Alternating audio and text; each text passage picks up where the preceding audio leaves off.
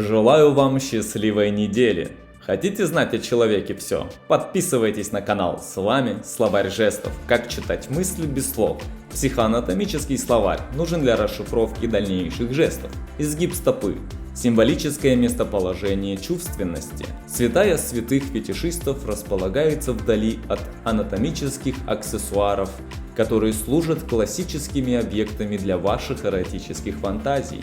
И тем не менее, красивый изгиб уменьшает размер стопы, которая, согласно предпочтениям китайцев, должна быть небольшой и изящной, как ножка Золушки. Сказка, причинявшая значительный ущерб ногам модниц 20 века. Не говоря уже о расширении вен, которому должны подвергнуться икры, чтобы стопы оставались элегантными и чувственными. Отсутствие изгиба на стопе у парней освобождало, может и сейчас освобождает их от армии.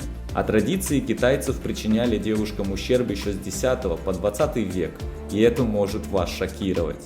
А какие жуткие традиции и течения моды знаете вы? Напишите в комментариях и поставьте лайк, если хотите больше знать о людях и о человеке в целом. Завтра расскажу про икры, ноги и что они символизируют. Всех благ, дорогой зритель, научимся читать людей.